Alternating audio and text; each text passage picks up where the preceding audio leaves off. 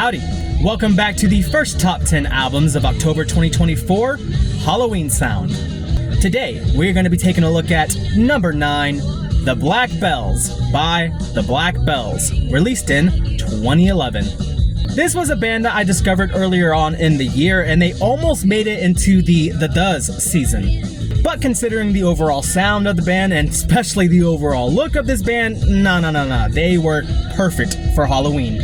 So let's talk about the sound and get into it. This is The Black Bells. Starting with our opener, Leave You With a Letter. One thing that I like about this song is that the vocals appear immediately. So I am literally queuing up the song right now, and this is the first thing that you hear off of this record. You thought you put a blindfold over my... As I said, immediately starts with the vocals. I love it when an album can do that. The verses contain a very unorthodox drum beat, and it makes all the sense in the world whenever you consider who is producing this record, but we will get to that later. You got Shelby Lynn on the drums. She is just a firecracker throughout. The vocals that I mentioned earlier, that would be Olivia Jean's work. This song sets a rocking tune that we will see flourish throughout the album. So after Leave You With a Letter, you have In a Cage, which is not bad. There's actually some pretty cool synth work that kicks off the song. Oh, excuse me, I said synth when I really meant organ, but you take a listen and you tell me what you think.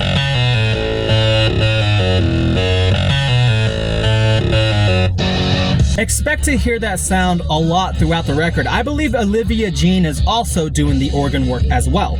After In a Cage, we have Wishing Well.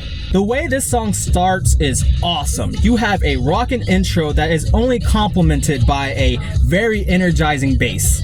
Ruby Rogers is responsible for the low-end sound that we have on this record, and it's really the bass line of this song that gets me pumped the most. I will eat that shit up all day, twice for dinner.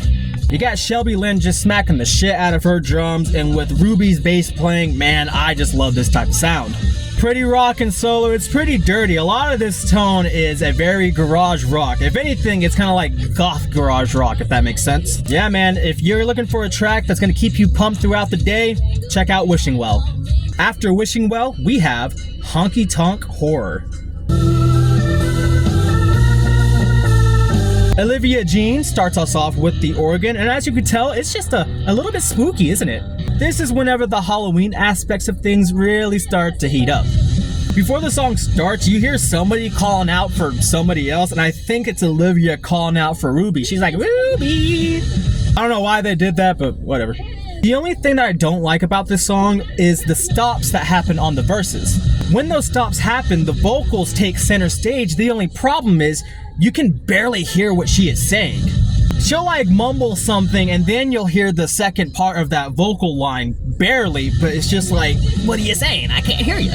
Nevertheless, it doesn't ruin things, but it's definitely something that bugs me a little bit. This part is cool though, listen to this shit.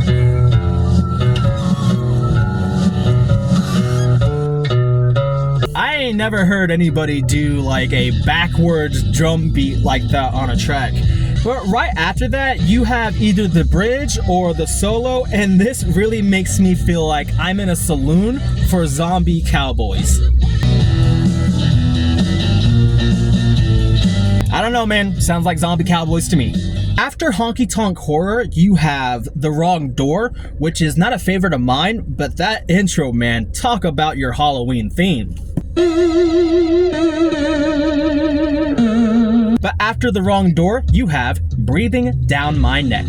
A decent tune that fluctuates between rock and chill very well. It's not my go-to when it comes to the Black Bells self-titled, but I just had to talk about this song because of the ending. So the ending is a fade out. You know how I feel about that, but it's a very different type of fade out. I've never heard this before, but they play like a little 3-note progression that just fades out at the end of the song, and I just thought that was so cool hearing that the first time until I realized they stop. They literally stop the song and then they just repeat that stop. If you're gonna already stop the song, why don't you just leave it like that?